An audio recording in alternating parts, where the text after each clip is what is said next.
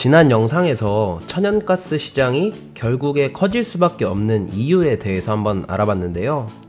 오늘은 예고드렸던 것처럼 추후에 천연가스 시장이 커졌을 때 구조적으로 수혜를 입을 수밖에 없는 기업을 소개해드리려고 합니다. 그 기업은 바로 한국카본이라는 회사인데요. 오늘 영상에서는 크게 한국카본이 구조적으로 수혜를 입을 수밖에 없는 이유와 한국카본만의 강점, 그리고 마지막으로 현재 천연가스 시장의 최신 이슈들을 몇 가지 정리해 보도록 하겠습니다. 우선 한국카본이 구조적으로 수혜를 입을 수밖에 없는 이유는 시장 참여자시라면 조금은 익숙하실 수 있는데, 최근 HMM이라는 기업을 필두로 해운업에 이어서 조선업까지 슈퍼사이클이 시작됐다라는 기사나 주식, 주가들을 많이 접하셨을 거라고 생각을 합니다. 특히나 요즘 조선업들의 강세 이유를 보면 컨테이너 선박에 대한 수요가 늘어난 것도 있겠지만, 그보다도 조선업의 미래라고 꼽히는 LNG 추진선 대량 발주 기대감 때문에 상승이 이어지고 있다라고 보여집니다. 자, 그렇다면 왜 하필 조선업의 미래가 LNG 추진선이라고 하는 걸까요?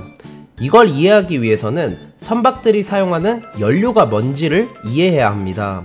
일반적으로 선박들은 수많은 기름의 종류 중에서 제일 낮은 등급의 벙커 CU를 사용하는데, 보통 정유사들이 원유를 수입을 하면 수입한 원유를 정제하는데 순서상 질이 좋은 항공유나 휘발유 등의 비싼 기름들을 먼저 뽑아내고, 이렇게 다 뽑아내다 보면 마지막에 불순물이 가득하고 끈적끈적한 무거운 기름들이 남게 되는데, 이걸 중유라고 합니다.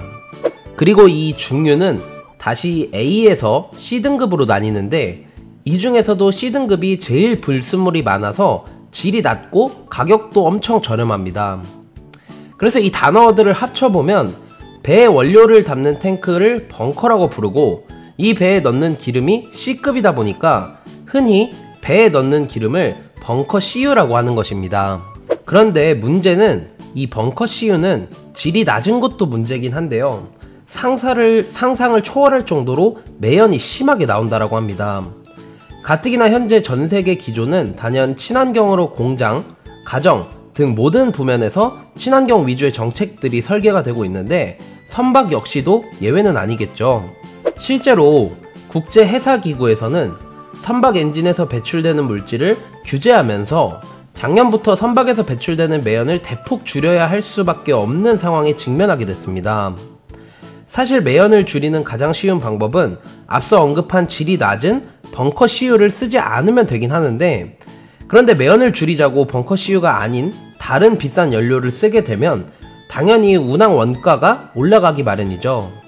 그래서 고안된 방법 중에 하나가 일전에 한번 다룬 E&D의 자동차 매연 저감 장치처럼 선박에도 매연 저감 장치를 설치하는 방법입니다.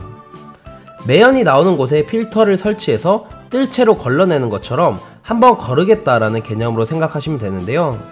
하지만 이건 설치하는데도 큰 비용이 들고, 무엇보다도 매연을 바닷물로 씻어서 줄이는 방법이기 때문에 바닷물 역시 매연에 오염되는 만큼 근본적인 해결책이 되지는 못합니다.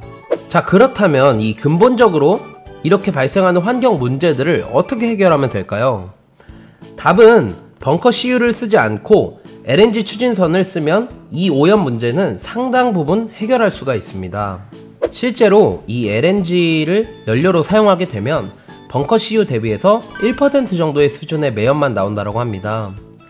비록 LNG 추진선은 아직까지는 국내 조선 3사만 만들 수 있다 보니까 공급 물량도 제한되고 높은 기술력으로 인해서 배값이 많이 비싸긴 한데요, 머지않아 환경 때문에라도 보급될 수밖에 없기 때문에 조선업의 미래라고 부르는 것입니다.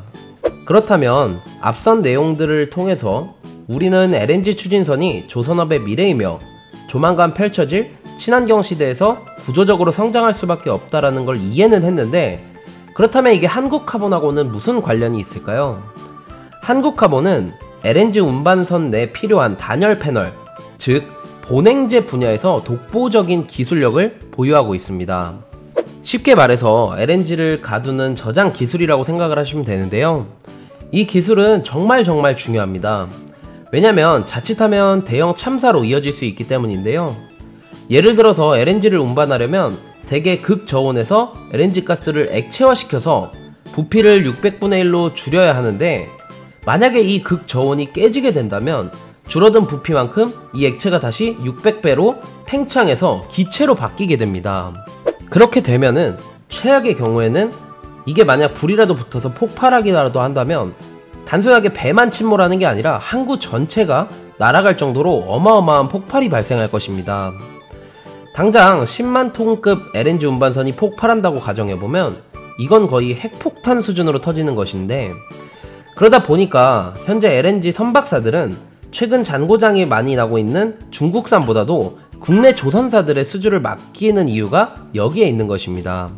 여기까지 정리를 해보면 선박시장은 추후 친환경 이슈로 인해서 LNG 선들의 수요가 늘어날 수밖에 없고, 그 가운데서 국내 조선사들의 수요가 늘어나면 구조적으로 이들을 고객사로 둔 한국카본 역시 수혜를 입을 수밖에 없다라고 살펴봤는데요.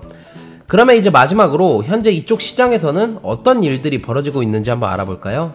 간단하게 설명을 드리면 현재 천연가스 시장은 슈퍼사이클을 맞이하기 일보 직전에 있습니다. 왜 그렇게 말할 수 있냐? 당장 LNG 시장에서 큰 손들인 카타르와 러시아가 대규모 LNG 운반선을 발주할 예정이기 때문인데요. 현재 카타르와 러시아의 주 수입원은 LNG 천연가스로서 최근 이들 국가들은 LNG 운반선 발주를 크게 늘리려고 하고 있습니다. 그렇다면 이들 국가들은 왜 이렇게 갑자기 발주량을 많이 늘리는 것일까요? 먼저 카타르 같은 경우에는 최근 사우디아라비아와 단교를 하면서 사이가 매우 안 좋아졌는데, 사우디와 연결되던 육상로가 막히면서 카타르는 졸지에 섬나라가 되어버린 것이죠. 그동안 사우디와 관계가 좋았을 땐 육상로를 통해서 천연가스를 조달받았지만 이제는 이 루트가 막히면서 육상이 아닌 해안 루트를 통해서만 천연가스를 조달받아야 하는 것입니다. 이건 마치 우리나라가 과거 북한을 통해서 육상로를 이용하다가 현재는 육상로가 막혀있기 때문에 배를 통해서 물건을 가져와야 하는 상황과 같은 모습이죠. 그래서 카타르 입장에서는 육상으로 공급받아왔던 모든 천연가스를 배를 통해 공급받기 위해 대규모 LNG 운반선 발주를 앞두고 있는 것입니다. 두 번째로 러시아 같은 경우에는 이전 영상에서도 말씀을 드렸었는데, 현재 독일로 들어가는 천연가스 파이프라인을 건설 중이었는데 이거를 미국이 꽤나 심하게 반대를 하고 있습니다.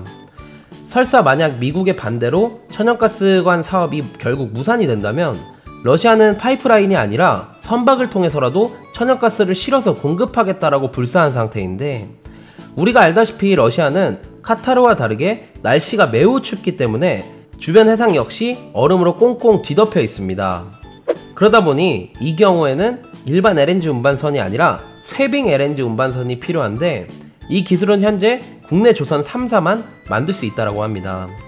따라서 만약 러시아가 배로 LNG를 운반하겠다라고 하면 국내 조선사들을 찾을 수밖에 없고, 이건 그 밑단에 있는 기업들, 한국카본과 같은 기업들 역시 큰 수혜를 입게 될 수밖에 없는 그런 구조적인 형태인 것입니다. 앞선 영상과 이번 영상을 통해서 우리는 다소 생소한 천연가스라는 개념을 살펴보았는데요. 현재 이 천연가스를 두고 미국과 러시아는 신냉전체제라는 표현까지 등장하면서 추후 천연가스 에너지 헤게모니 싸움에서 이 두 국가는 서로 주도권을 잡으려고 하고 있음을 알 수가 있었습니다. 이런 가운데 최근 전 세계가 친환경 기조를 삶의 모든 부면에 적용하려고 하고 있는 만큼 이제는 LNG를 중심으로 한 친환경 선박이 대세를 이루는 건 시간 문제이며, 그리고 우리는 현재 그 빅사이클이 시작되기 직전인 초입부에 와 있다라고 볼 수가 있겠습니다. 오늘 영상이 도움이 되셨다면 좋아요와 구독 부탁드리고, 영상 하단 링크로 입장을 하시면 장중에 시장 브리핑을 드리고 있으니까 많은 관심 부탁드립니다.